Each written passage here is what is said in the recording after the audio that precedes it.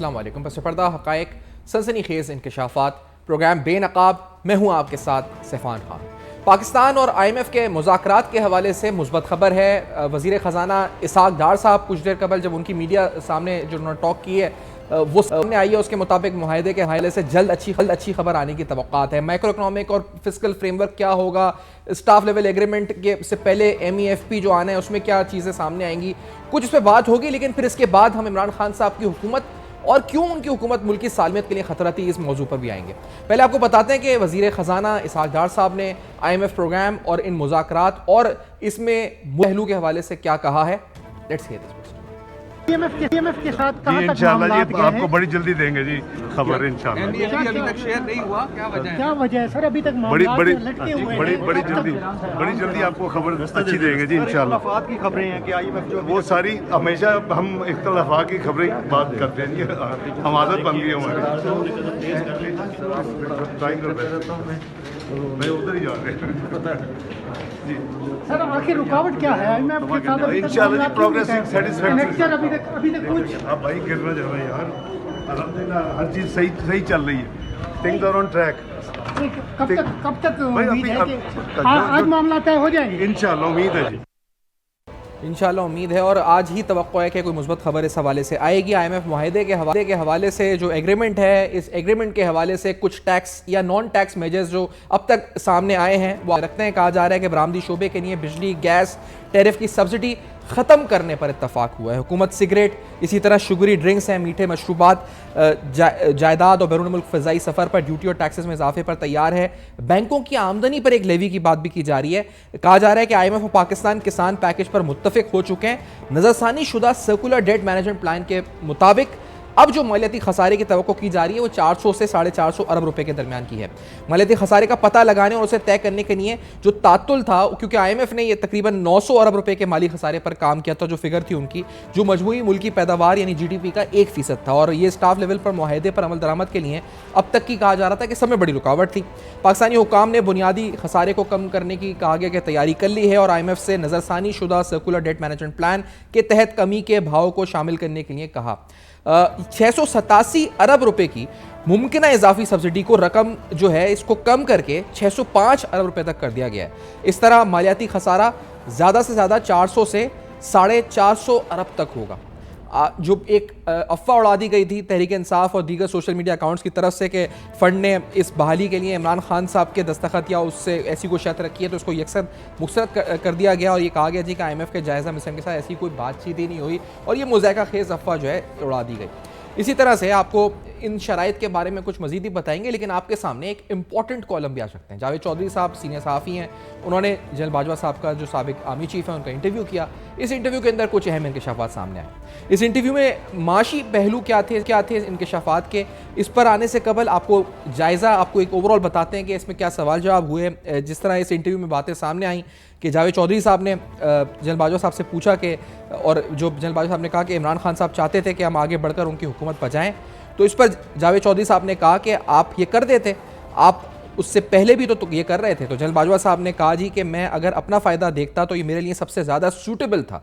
मैं इमरान खान साहब को सपोर्ट करता रहता और इज़्ज़त के साथ इमरान खान साहब से फेयरवेल करके रिटायर होता, फेयरवेल लेकर रिटायर होता, लेकिन मैंने इस मुल्क के लिए अपने इमेज की कुर्बानी दे दी। मैंने मुश्किल लेकिन सही फ़ैसला किया। तो इस पर जावेद चौधरी साहब ने पूछा कि ये फ़ैसला सही कैसे था। तो इस पर जवाब जो आया ये बड़ा इंटरेस्टिंग है नाज़रीन, और ये इस जवाब पर ही आज हम प्रोग्राम आगे बढ़ाएंगे भी, क्योंकि जवाब जनरल बाजवा साहब ने ये दिया इस इंटरव्यू में कि हमारी रीडिंग थी कि ये लोग मुल्क के लिए ख़तरनाक हैं और ये रहे तो मुल्क नहीं रहेगा। और मसलन उन्होंने बताया कि वज़ीर आज़म साहब ने काबीना के इजलास में सऊदी क्राउन प्रिंस को पंजाबी में कुछ कहा और इनके अपने वज़ीर ने यह बात लफ्ज़ ब लफ्ज़ सऊदी सफ़ीर को बता दी, यानी इमरान खान साहब के अपने वज़ीर ने बता दी, और सफ़ीर मुख्तलिफ लोगों से इन पंजाबी अल्फाज का तर्जुमा कराने लगा। मसलन हम उन्हें ये भी जनरल बाजवा साहब ने बताया कि उन्हें मज़ीद अब ये माशी पहलू यहाँ से शुरू होता है कि शौकत तरीन साहब को वज़ीर ख़जाना बनाने से रोकते रहे।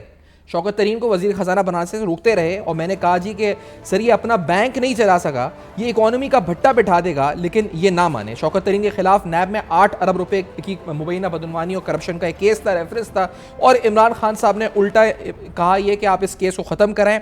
उस वक्त हम FATF और IMF में फंसे हुए थे, लिहाजा हम मजबूर हो गए और यूं जनरल फैज़ हमीद, जो जनरल रिटायर्ड फैज़ हमीद साहब हैं, उन्होंने शौकत तरीन साहब के नैब के केसेस ख़त्म कराए। ये बात यहाँ रुकती नहीं है, इसमें आगे इस आर्टिकल के अंदर एक अहवाल है जो गवर्नर स्टेट बैंक रजा बाकर से मुतल्लिक है, साबिक गवर्नर स्टेट बैंक से मुतल्लिक है।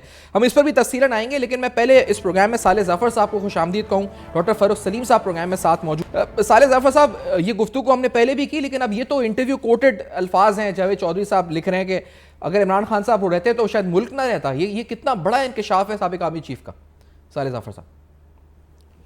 देखिए जी, मेरी इसमें सबमिशन ये होगी कि ये जो इंकशाफ जनरल कमर जावेद बाजवा के हवाले से आया है जी, मैं तो इसको इंकशाफ नहीं समझता, इसलिए कि पिछले 3.25 साल की उनकी हुकूमत में जो कुछ उनकी हुकूमत की तरफ से, जो कुछ उनकी तरफ से किया जा रहा था, जो हो रहा था, जो लोग अहले दानिश हैं, जिनको सियासी शऊर है, जो मुल्क के साथ मोहब्बत रखते हैं, जिन लोगों को अंदाज़ा है कि मुल्क का मफाद किस चीज़ में है और नुकसान किस चीज़ में है, उनकी ये कंसिडर्ड ओपिनियन थी कि इमरान साहब जो हैं अपने पहले दिन से ही पाकिस्तान को तबाही की तरफ ले जाना शुरू हो गए थे।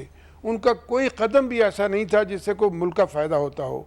यूँ लग रहा था जैसे पाकिस्तान खुदा न खास्ता किसी ऐसे हाथ में दे दिया गया है कि उस हाथ की ये ज़िम्मेदारी है कि वो पाकिस्तान को ताकतो ताराज कर दे। यानी मैं नहीं समझता कि पाकिस्तान को इतना गजान, इतना नुकसान इंडिया ने पहुंचाया होगा जितना नुकसान इमरान खान ने अपने 3.25 साल की हुकूमत पहुंचाया है। अब जनरल कमर जावेद बाजवा का ये कहना, मैं तो समझता हूं कि जनरल कमर जावेद बाजवा उस फ़ौज के कमांडर थे जिनके बारे में ये कहा जाता है कि मुल्क में कोई चिड़िया उनकी रजामंदी के बगैर, उनकी इजाज़त के बगैर पर नहीं मार सकती, कोई फड़क नहीं सकती। लेकिन यह है कि उन्होंने ये 3.25 साल तक का जो वक्त था वो इमरान खान को क्यों दिया। इस दौरान उन्हें जब स्टेट बैंक के गवर्नर ने ये कहा, रजा बाकर ने, हालांकि रजा बाकर के अपने क्रीडेंशियल जो हैं वो बड़े ड्यूबियस थे, जब रजा बाकर ने उनसे कहा कि जनाब ये मुल्क के जो फॉरेन एक्सचेंज है उनको डिप्लीट कर रहे हैं और इतनी तेज़ी से डिप्लीट कर रहे हैं कि एक स्टेज आएगी कि पाकिस्तान के लिए इसकी मुआशी बका मुमकिन नहीं रहेगी, तो उस वक्त उन्होंने एक्शन क्यों नहीं लिया? क्यों उन्होंने अपने कमांडरों को, अपने साथियों को, अपने रफ़का को, जिनकी मदद से उन्होंने इमरान को इक़्तिदार दिलवाया था, उनको क्यों नहीं कहा कि जनाब ये इस तरह की रिपोर्ट्स आ रही हैं? और रही बात यह कि कमर जावेद बाजवा के इन इंकशाफात के बाद क्या होना चाहिए, हमें ये सोचना चाहिए मिन हैसुल कौम कि हम पे ये जो अजाब मुसल्लत हुआ था इससे निजात का क्या रास्ता है और इसके लिए हमें क्या लाएअमल इख्तियार करना चाहिए। इसमें जिन लोगों ने इस शख्स को इक़्तिदार दिलाया था, अब उन लोगों को चाहिए कि वो अपने ना सिर्फ ये कि अपनी तहलील नफ्सी करें, अपना मुहासबा करें, बल्कि वो ये कौम की रहनुमाई करें कि अब जो उन्होंने इस अजाब को इस मुल्क पे मुसल्लत किया था इसका कला कुमा किस तरह हो सकता है। अब देखिए कितनी बदकिस्मती की बात है कि एक शख्स जिसका ये किरदार था और आज वो कौम का मसीहा बनने की कोशिश कर रहा है, आज वो कौम को ये बावर कराने की कोशिश कर रहा है। बड़े अहम गुफ्तगू है जो आप भी कह रहे हैं। अच्छा, इसमें जो रजा बाकर साहब आप जिस तरह कह रहे हैं कि उनके अपने क्रेडेंशियल्स पे भी सवाल जवाब थे और बहुत से अहम सवाल उनके क्रेडेंशियल्स पे कि वो किस तरह IMF से आए और यहाँ पर आए और उन्होंने जो मुआहदा किया। देखिए शौकत तरीन साहब, वो जब हुकूमत ख़त्म हुई थी इमरान खान साहब की, तो उसके कुछ ही दिन बाद वो सामने आए थे मंजर आम पर और उन्होंने आके ये कहा था कि हमारी सब में बड़ी मसला हमारा ये था कि हमारी कोई प्लानिंग नहीं थी।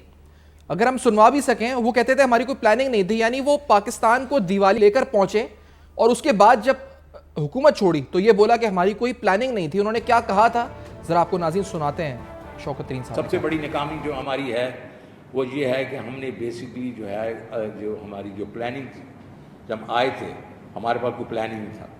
इकोनॉमिक प्लान बनाते हमारे पास टाइम लगा, उससे हमारे रिटार्डेशन हुई है। दूसरी एक मैं बड़ी नाकामी समझता हूँ ये स्टेट ओन एंटरप्राइजेज है, इसके ऊपर हमने क्या किया? कुछ भी नहीं किया। हमारे हालांकि डॉक्टर इशरत ने एक बड़ा अच्छा प्लान दिया, हमने उस पर कुछ नहीं किया। अच्छा, हमारे साथ डॉक्टर फरूख सलीम साहब भी मौजूद हैं प्रोग्राम में, उनको खुशामदीद भी कहते हैं, सीनियर माशी तज़्ज़िया-निगार हैं IMF प्रोग्राम और दीगर अहवाल पर इनसे गुफ्तगू भी करेंगे। मैं पहले साले साहब आपसे गुफ्तगू कर रहा था तो मैं आपसे पूछूं कि शौकत तरीन साहब ने तो बाद में हुकूमत खत्म होने का ये बोला कि हमारी कोई प्लानिंग नहीं थी। अब जनरल बाजवा साहब ये कह रहे हैं कि हमने ये कहा था कि आप इमरान खान साहब को कि आप हटाएं इनको क्योंकि अपना बैंक नहीं चला सके तो मईशत क्या चलाएंगे, और वही हुआ। और बाद में जब ये निकले तो उन्होंने बोल दिया हमारी कोई प्लानिंग नहीं थी। तो ये इमरान खान साहब ने किस तरह डिसीजंस लिए थे, ये सिलेक्शन कैसे हो रही थी इन लोगों की? गुजारिश यह है कि सिर्फ आप ये मौकूफ शौकत तरीन पर ही नहीं है जी, बल्कि उनकी काबीना में जितने लोग थे, अब उनको आप फर्दन फर्दन उनका तजिया करें तो आपको सदमा होगा। बस शौकत तरीन ने जब इनको वजारत ख़जाना दी गई तो उससे 3 दिन पहले उन्होंने ये कहा कि जी पाकिस्तान की मईशत का इमरान खान की हुकूमत और इमरान खान के जो वज़ीर ख़जाना थे शेख साहब, उसने बेड़ा गर्क कर दिया है। और उसके बाद उन्होंने जिम्मेदारियाँ संभाल ली, और जब जिम्मेदारियाँ संभाली और उससे पहले एक ये भी शर्त रखी गई कि जनाब शौकत तरीन साहब जो है, शर्त नहीं रखी गई बल्कि दरख्वास्त की गई कि शौकत तरीन के ख़िलाफ़ 8 अरब रुपए का एक स्कैंडल है जो नैब में जिसका मुकदमा चल रहा है। तो बजाय इसके कि इनको वजारत ख़जाना से दूर रखा जाता तो फ़ौज के ज़रिए से, फ़ौज के जो मुतलका हल्के हैं उनके ज़रिए से इनका वो केस ख़त्म कराया गया और फिर इनको वजारत ख़जाना पे मुसल्लत किया गया। आप सिर्फ शौकत तरीन की बात क्यों करते हैं, आप वज़ीर ख़ारजा की बात करें। शाह महमूद कुरैशी ने क्या किया, आप देखिए कश्मीर अमूर के वज़ीर, वो क्या नाम था उसका, वो डेरा इस्माइल खान के गंडापुर साहब, वो उनकी आप देखिए उनका क्या किरदार था। मिन हैसुल कौम वज़ीर आज़म से लेकर नीचे तक सब लोगों ने इस मुल्क की तबाही में अपना किरदार अदा किया है। और शौकत तरीन साहब के बारे में बिल्कुल जनरल बाजवा ने कहा, और ये सारी दुनिया को मालूम था कि इनका जो सिल्क बैंक है वो तबाही के किनारे पे पहुंच चुका था और उसमें बेपनाह फ्रॉड चल रहे थे। यानी एक शख्स जो बैंक के जरिए ब्रेक की तरफ भी जाऊंगा सर ज़फर साहब, क्योंकि बैंक के मामला निजी बैंक है तो मैं ठीक है सर। आफ्टर इस ब्रेक में सारे ज़फर साहब हम दोबारा इस गुफ्तगू पर आते हैं, इस ब्रेक के बाद आते हैं और हम मजीद गुफ्तगू भी करेंगे और कोशिश करेंगे कि हम इस पर भी आएँ कि IMF के मुज़ाकरात जो अब हो रहे हैं इसमें क्या शराइत सामने आ रही हैं, इस पर भी, और इसका इम्पैक्ट क्या होगा। आफ्टर इस ब्रेक में चलते हैं।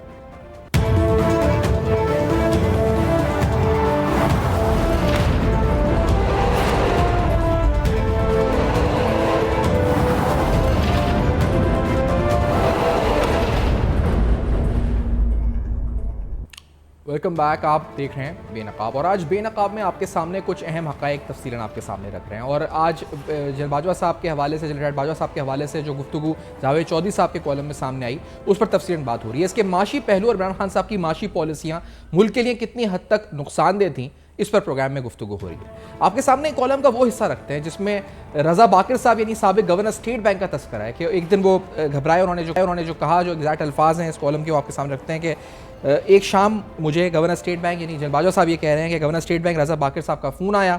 वो बहुत घबराए हुए थे। उनका कहना था कि शौकत तरीन ने इकॉनमी को बहुत ज़्यादा हीट अप कर दिया है और डॉलर के रिजर्व्स तेज़ी से नीचे आ रहे हैं। अच्छा, ये उस वक्त की बात है जब सुकूक बॉन्ड्स, IMF और आपकी इंटरनेशनल बायलैटरल पार्टनर्स की पेमेंट्स के बावजूद रिजर्व्स नीचे आना शुरू हो गए थे।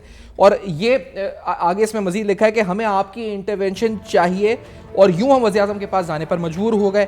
हमाद अज़हर, असद उमर, शौकत तरीन और रज़ा बाकर भी इस मीटिंग में मौजूद थे और मैंने वज़ीर आज़म से कहा, यानी जनरल बाजवा साहब ने कहा कि 53% आप टैक्स कस्टम से इकट्ठा कर रहे हैं और ये गलत है, हम फंस जाएंगे। इस पर इमरान खान साहब जो साबिक़ वज़ीर आज़म थे उन्होंने कहा जी कि ये तो अच्छी बात है कि टैक्स रेवेन्यू बढ़ रहा है। हमने कहा सर आप डॉलर बाहर भिजवा कर जो रुपया जमा कर रहे हैं, मुल्क इस तरह नहीं चल सकता और आप शौकत तरीन को रोकें वरना हम डिफ़ॉल्ट कर जाएंगे। इस मीटिंग के बावजूद शौकत तरीन साहब को रोका नहीं गया। मैं सिर्फ आपके सामने नवंबर 2021 और 20 सितंबर 2021 ये 2 पॉलिसी स्टेटमेंट्स रखना चाह रहा हूँ। ये जो बात इस कॉलम में लिखी हुई है, ये स्टेट बैंक अपनी मॉनेटरी पॉलिसी स्टेटमेंट में कहना शुरू हो गया था कि इकोनॉमी हीटअप कर रही है। अगर नवंबर 2021 की आप देखें मॉनेटरी पॉलिसी स्टेटमेंट तो उसमें लिखा गया कि करंट अकाउंट खसारे और महंगाई और करंट अकाउंट खसारे की वजह से खतरात महंगाई के बढ़ गए हैं और रुपए की कदर में गिरावट की वजह भी कहा गया था कि करंट अकाउंट खसारा है।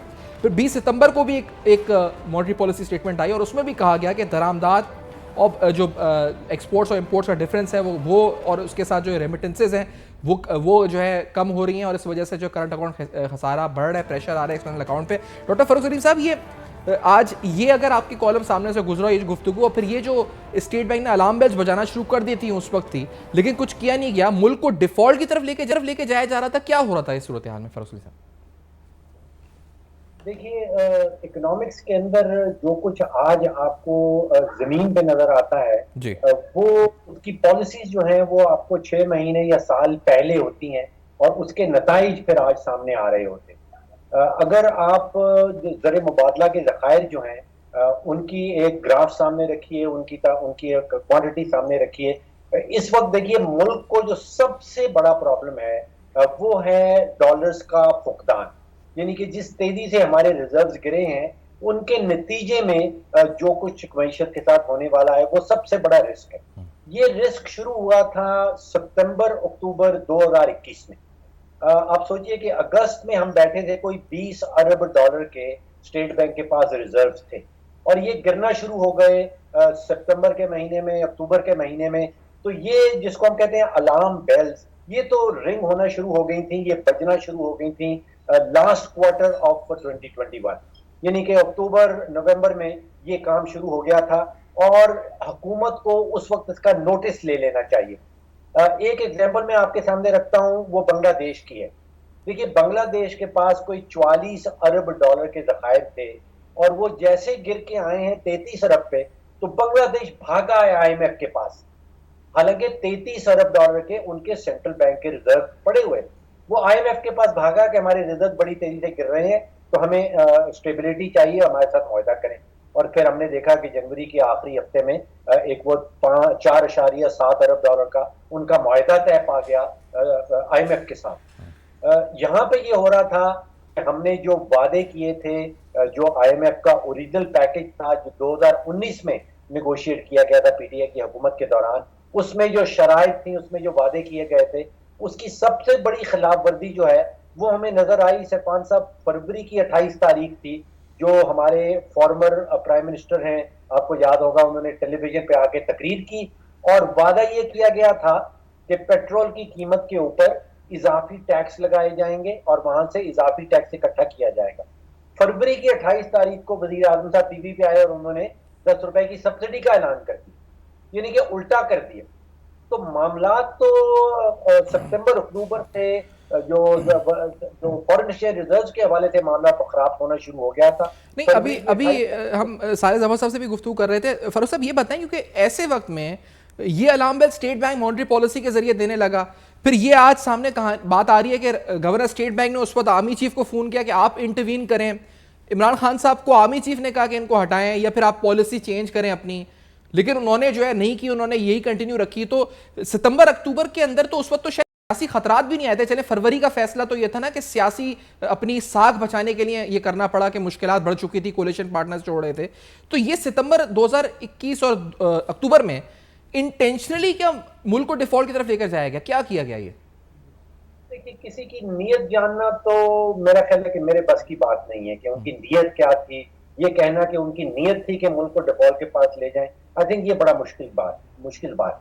देखिए, आप जो जमीनी हकायक देख सकते हैं वो ये हैं कि 44 महीने के अंदर 4 वज़राए खजाना तब्दील हुए। अब आप सोचिए कि जिस वजीर खजाना का 8 से 10 महीने का टेन्योर रहता है, वो क्या पॉलिसी बनाएगा और क्या उस पॉलिसी के ऊपर अमल दरामद होगा।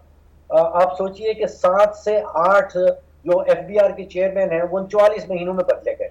अब अगर किसी FBR चेयरमैन का 4, 5, 6 महीने का टेन्योर है, वो क्या पॉलिसी बनाएगा और क्या उस पॉलिसी के ऊपर अमल दरामद होगा।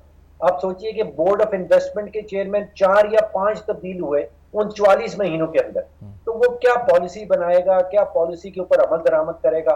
तो एक्चुअली तो 39 महीनों के अंदर PTI की हुकूमत के पास ना तो कोई पॉलिसी थी, माशी हवाले से कोई पॉलिसी नहीं बनाई गई, तो पॉलिसी के बगैर मुल्क चल रहा था।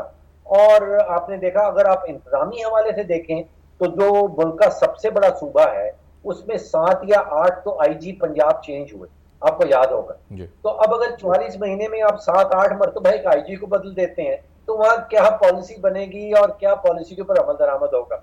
तो ना तो पॉलिसी थी और ना किसी पॉलिसी के ऊपर अमल दरामद। सही। अच्छा, असेंबली के फ्लोर पे शौकत तरीन साहब जब आए थे तो उन्होंने आके उन्होंने जिस तरह अभी साले साहब ने बताया कि बोलना तो उन्होंने शुरू कर दिया था कि मईशत का बेड़ा गर्क कर दिया इमरान खान साहब की टीम ने। अच्छा, खुद भी जो फैसले करके गए वो भी अब सामने आ रहे हैं। उन्होंने असेंबली के फ्लोर पे भी और फिर बाद में भी बहुत सी बातें की, लेकिन असेंबली के फ्लोर पे भी उन्होंने कहा था कि हम जो प्रोग्राम करके गए हैं वो कितना मुश्किल था, फ्रंट लोडेड था। यानी वो साबका, जो आप जिस तरह कह रहे हैं कि 12 वज़ीर ख़जाना बदले, साबका वज़ीर ख़जाना के बारे में कि मुश्किल प्रोग्राम वो डिज़ाइन करके गए या मुआहदे करके गए, क्या कहते रहे? Let's say this. तो क्या हुआ, IMF के पास जाना पड़ा। अब हमारे पास तो कोई डॉलर की छापने की मशीन तो है ही नहीं, तो जाना पड़ा। जब जाना पड़ा उधर तो उन्होंने कहा कि भाईजान अगर आप लोग आए हैं तो फिर आप 1 2 3 चीज़ें करें। आप अपने जो डिस्काउंट रेट बढ़ाएं, आप करेंसी को ज़्यादा डिवैल्यू करें और जो टैरिफ वगैरह है वो बढ़ाएं। फ्रंट लोड कर दिया। उन्होंने कहा पैसे नहीं देंगे जब तक आप ये नहीं करेंगे। उससे इकॉनमी नीचे गई। में नीचे गई, बेड़ागर भी उन्होंने एक इंटरव्यू में कहा, उन्होंने कमर टूट गई, ये भी अल्फाज कहे। साले ज़फ़र साहब, अब मौजूदा हुकूमत की कम्युनिकेशन स्ट्रैटेजी को साले ज़फ़र साहब आप कैसे देखते हैं? क्या वो कम्युनिकेट कर पा रही है आवाम से ये मसला शुरू हुआ, यहाँ जाकर गमगीन हुआ और यहाँ जाकर बिल्कुल हमें 28 फरवरी 2022 को खाई में डाल दिया गया, और आज क्या गवर्नमेंट ये कम्युनिकेट कर पा रही है दुरुस्त तरीके से जो सामने मामलात भी आ रहे हैं उस रोशनी में? साले ज़फ़र साहब देखिए जी, हर हुकूमत और ये जो मिनिस्टर्स होते हैं, मिनिस्ट्रीज होती हैं, इनकी अपनी अपनी महारत होती है। मेरी दानिश के मुताबिक ये हुकूमत मुआशी मैदान में जो कुछ कर सकती थी, शायद ये करना मुमकिन न होता अगर इन लोगों को इख्तिदार ना मिलता। ये एक मेरी बिल्कुल सोची समझी राय है। लेकिन ये कहना, ये बताना कौम को, अवाम को ये बताना कि जनाब हम जो मुश्किलात जिनके जो कौम को दरपेश हैं, ये हमारी पैदा करदा नहीं है, ये जिन लोगों ने पैदा की थी वो लोग अब मंजर से हट गए हैं, ये बात लोगों को समझाने में इनको ज़्यादा कामयाबी हासिल नहीं हुई। और लेकिन मैं आपको बावर कराना चाहता हूँ कि लोग धीरे धीरे इस बात को समझना शुरू हो गए हैं कि ये जो आज हमें मुश्किलात दरपेश हैं, ये पैदा की हुई हैं इनके पेशरों की। और यानी सबसे इसमें तकलीफ दह बात यह है कि वो जितनी खराबियाँ, जितनी बुराइयाँ उन लोगों ने पैदा की, आज वो पूरी जितनी उनकी सलाहियत है वो इस्तेमाल कर रहे हैं ये साबित करने में कि ये खराबियाँ, ये बुराइयाँ इस हुकूमत के, इस इंतज़ामिया की वजह से है। ये एक बात ऐसी है, मैं समझता हूँ कि जिसमें इस हुकूमत को खातिर खा कामयाबी नहीं हुई और खातिर खा कामयाबी नहीं मिल सकी। इनको इसकी तरफ तवज्जो देनी चाहिए। लेकिन मुसीबत ये है कि इस हुकूमत के का ये भी एक इनकी ज़हनी उपज है। ये कहते हैं जी कि हम अपना काम करते हैं और अपने काम की बात करते हैं, हमें अपनी ही बात लोगों तक पहुंचानी है, हमें कोई ज़रूरत नहीं है कि हम उनकी जो कहानियां वो लोगों को सुनाते फिरें। ये इस तरह नहीं होता। जब लोग मुश्किल में हैं, लोगों को आटा नहीं मिल रहा, लोगों को चीनी नहीं मिल रही, लोगों को पेट्रोल नहीं मिल रहा, तो बताएं कि ये जो सूरत हाल है ये यहाँ तक क्यों पहुँची है। ये 4.25 साल की हुकूमत ने जितनी खराबियाँ की वो यकीनन 4 या 6 महीने में या 8 महीने में दुरुस्त नहीं हो सकती। लेकिन ऐसा नहीं हो सकता कि खराबियाँ 4.25 साल तक पैदा होती रहें और 8 महीने की जो हुकूमत है आप उसके गले में ये बात डाल दें। और इस सिलसिले में ख़ास तौर पे मैं समझता हूँ कि इस हुकूमत को सोशल मीडिया पे तवज्जो देनी चाहिए, क्योंकि जो ऑन स्लॉट सोशल मीडिया के ज़रिए तहरीक इंसाफ और जो उनके रफ़का, उनके जो साथी हैं वो चला रहे हैं, उसका तोड़ सही तौर पे इस हुकूमत ने अभी तक पैदा नहीं किया। और अभी आप देख लीजिए कि पिछले तकरीबन 5-6 महीने तक तो आपके जो टेलीविज़न की स्क्रीन थी ये भी एक तरफा थी।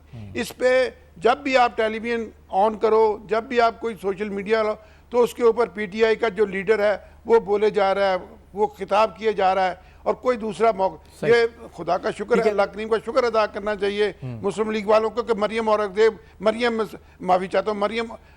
मरियम नवाज वापस आई हैं और अब उनको एक तस्वीर का दूसरा रुख भी सामने आना शुरू हो गया है। और मरियम नवाज के लिए मैं ये अर्ज़ करना चाहूँगा कि उन्हें चाहिए कि वो तवज्जो दें और लोगों को बताएं कि इकनॉमिक मसाइल क्यों पैदा हुए हैं, कौन जिम्मेदार है। वैसे उनकी महारत है, मैं आपको बताऊं मामलात में, लेकिन फिलहाल वो तवज्जो सियासत पर दे रही है। इस कम्युनिकेशन स्ट्रैटेजी को बेहतर होना चाहिए। आगे जाके अब जो सामने इस मुआहदे में जो स्टाफ लेवल एग्रीमेंट तक हम पहुंचते हैं, सामने चीजें आ रही हैं और उसका इम्पैक्ट क्या होने जा रहा है, इस पर भी तफसीलन बात होगी इस ब्रेक के बाद। हमारे साथ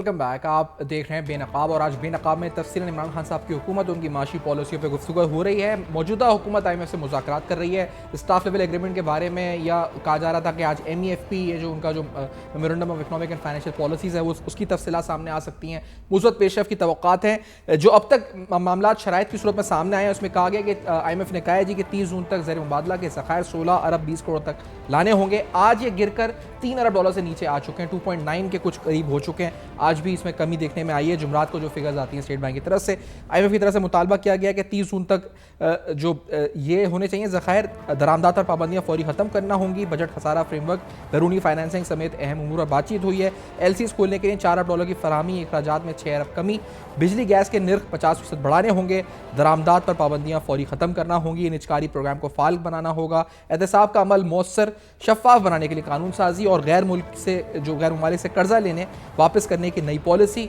गर्दिशी कर्जों की अदायगी के लिए बुनियादी ढांचा जो है उसकी तश्कील ज़ेर बहस है और मालियाती खला के अदाद शुमार का तयन करके इजाफी रेवेन्यू इकदाम का फैसला भी किया गया। FBR ने यह यकीनदारी कराई है कि 7,470 अरब रुपए का टैक्स हदफ पूरा हर सूरत में किया जाएगा। डॉक्टर साहब, कितना चैलेंजिंग टास्क है, क्योंकि जो एक तो यह कि अभी आपकी नज़र में रुकावट किधर है, और दूसरी बात ये है कितना चैलेंजिंग कि एक तरफ हम कह रहे हैं कि GDP कम होगी 1.5-2% और इन्फ्लेशन 27-29%, तो आप देख कैसे रहे सूरत हाल को, और उसमें हमें टैक्स हदफ भी पूरे करने होंगे अपने। खान साहब, मैं ज़ाती तजज़िया आपको बता देता हूँ। मेरे नज़दीक जितने भी बड़े इश्यूज थे उनके ऊपर किसी न किसी किस्म का इत्तफाक राय हो गया है। मैं समझता हूँ सिर्फ एक इशू रह गया है, और वो इशू ये है जिसको हम कहते हैं कि पाकिस्तान ग्रोस फाइनेंशियल रिक्वायरमेंट, जिसका मतलब ये है कि फरवरी के महीने से लेके जून के महीने तक लगभग $8 अरब दरकार होगा पाकिस्तान को, जिसकी हमने पेमेंट करनी है। मसला सिर्फ यही रह गया है, और वो मसले की रूह ये है कि अगर IMF $1 बिलियन डिस्पर्स कर देता है, हम IMF का हिस्सा बन जाते हैं, तो तकरीबन $4 अरब का ऐसा एक फर्क है जिसको फाइनेंसिंग गैप हम कहते हैं, यानी कि जिसमें अभी खलापुर करना रह गई है, वो 3 ममालिक के हवाले से है। वो चाइना, सऊदी अरेबिया और यूनाइटेड अरब एमिरेट। IMF ये सोच रहा है कि ये यकीन दहानी कराएं कि अगर IMF का हिस्सा हम बन जाते हैं और IMF अपना $1 अरब की डिस्बर्समेंट कर देता है, तो क्या चाइना, सऊदी अरेबिया और यूनाइटेड अरब एमिरेट बकिया जो $4 बिलियन का खसारा रह जाएगा, जो खला रह जाएगा, जो गैप रह जाएगा, उसको पुर करेंगे या नहीं। मैं समझता हूँ बाकी सारी बड़ी चीजें जो हैं उनके ऊपर किसी न किसी किस्म का इत्तफाक राय हो चुका है। अच्छा, और ये बताएं डॉक्टर साहब कि इसको अचीव करने में कितनी मुश्किलात का सामना होगा, जो टारगेट डिसाइड हुए हैं इसमें? देखिए, इस वक्त मामला अटका हुआ है जिसका आपने जिक्र किया, MEFP, memorandum of economic and financial policy. मैंने देखा है कि IMF जब किसी मुल्क के साथ मुज़ाकरात कर रहा होता है तो मुज़ाकरात खत्म होने से कहीं 48 घंटे पहले इसका डॉक्यूमेंट है वो उनके हवाले या उनके शेयर कर लिया जाता है। तो सबसे तशवीशनाक बात यह है कि अभी तक मेरे इल्म के मुताबिक वो MEFP का जो डॉक्यूमेंट है वो हमारी टीम के साथ शेयर नहीं किया गया। तो अब उसके बाद 2 किस्म के, अब समझिए, ऑल्टरनेटिव बचते हैं। या तो IMF की टीम जो है वो 1-2 दिन अपना रहना एक्सटेंड कर दे और ये मुज़ाकरात जारी रखे, और या फिर वो वापस वाशिंगटन चले जाए और ये कहे कि जो मुज़ाकरात हैं वो वर्चुअल बुनियाद के ऊपर जारी रखे जाएंगे। तो ये दो ऑल्टरनेटिव अभी सामने हैं। अच्छा, और साले जाफर साहब, आपकी इत्तलात क्या है? सागदार साहब ने तो अभी कहा था कि मुस्बत खबर है, कोई डेडलॉक नहीं, और हम इस तरह की प्रोपोगंडे को उन्होंने नफ़ी की है ऐसे सारे इम्कानात की। क्या हम कोई तवक्को रखें मुस्बत आज या कल में, साले जाफर साहब? ये IMF का जो डेलीगेशन है जी, इसको आज टॉक्स अपनी टर्मिनेट करनी थी, मुकम्मल करनी थी जी। तो अब ये इतला है कि ये शायद ये गुफ्तगू कल भी जारी रहेगी और शायद कल ये मुकम्मल हो जाएंगे। जहाँ तक मेमोरेंडम की बात है उसके बारे में भी तवक्को ये थी कि आज सुबह यानी जुमेरात की सुबह वो पाकिस्तान के वो सुपुर्द कर दिया जाएगा, लेकिन वो डॉक्यूमेंट अभी तक पाकिस्तान को नहीं दिया गया। लेकिन आज वज़ीर ख़जाना इसहाक़ डार साहब से जर्नलिस्ट की मीडिया की गुफ्तगू हुई थी, उसमें बड़े वो ऑप्टिमिस्टिक और बड़े होपफुल साउंड कर रहे थे और वो कह रहे थे कि हम आपको जल्दी अच्छी खबर देंगे। तो ये कोई उन्होंने कोई ऐसी बेबुनियाद बात नहीं की, क्योंकि जो इतलात हमें मिल रही हैं वो ये ठीक है कि ये टॉक्स जो हुई हैं बड़ी मुश्किल टॉक्स थी, उनमें कई नशेब व फराज आए। एक दो मौके पर तो ऐसा लग रहा था जैसे ये वफ्द जो है कोई मुज़ाकरात को किसी करवट पर बिठाए बगैर ही वापस वाशिंगटन चला जाएगा, लेकिन अब वो सूरत हाल नहीं है। अब जो जिस तरह डॉक्टर फ़ारूक साहब ने आपको बताया है कि तकरीबन जो बड़े बड़े मसाइल थे जिनके ऊपर ख़तरा था कि शायद हमारे लिए मुश्किल होगा कि हम उसको तस्लीम करें, लेकिन उन्होंने पाकिस्तान ने उनकी बात और उन्होंने पाकिस्तान की बात जो है एक दूसरे से समझौता किया है। ये ठीक है कि इस जो मुआहदा होगा IMF के साथ, उसके नतीजे में कुछ दिनों के लिए, कुछ हफ्तों के लिए आवाम के लिए भी कुछ मुश्किलात पैदा होंगी, इन्फ्लेशन भी बढ़ेगी और उसके अलावा भी चंद तकालीफ है जिनका जिक्र मुनासिब नहीं है कि मैं भी करूं, वो शायद सामने आएंगी। लेकिन इन दी लॉन्ग रन अगर हमने इंसानों वाला रवैया इख्तियार किया और अगर हमने ये सोचा कि हमने मुल्क को चलाना है, हमने मुल्क को मदारियों के दोबारा हवाले नहीं करना, मुल्क को फरेबियों के हवाले नहीं करना, और मैं समझता हूँ कि ये अगर ज़िम्मेदार किस्म के हाथ इस मुल्क के मईशत को, इस मुल्क की सियासत को चलाएंगे तो इन दी लॉन्गर रन इंशाअल्लाह ताला अल्लाह ने चाहा तो आइंदा आने वाला जो बरस हैं, आने वाले जो महीने हैं, सही इंशाल्लाह। साले ज़फ़र साहब, हम भी तब वक्त इख्तिताम पे पहुँच रहे हैं। मैं बहुत बहुत शुक्रिया करूँगा आपका, डॉक्टर फ़ारूक सलीम साहब का, दोनों ने प्रोग्राम में ज्वाइन किया। नाज़रीन, आपने आज सारी गुफ्तगू सुनी इमरान खान साहब की हुकूमत और अब मौजूदा हुकूमत का जो IMF से मुज़ाकरात हैं, इस पर बात हुई। फीडबैक ज़रूर दीजिएगा, देखते रहिएगा।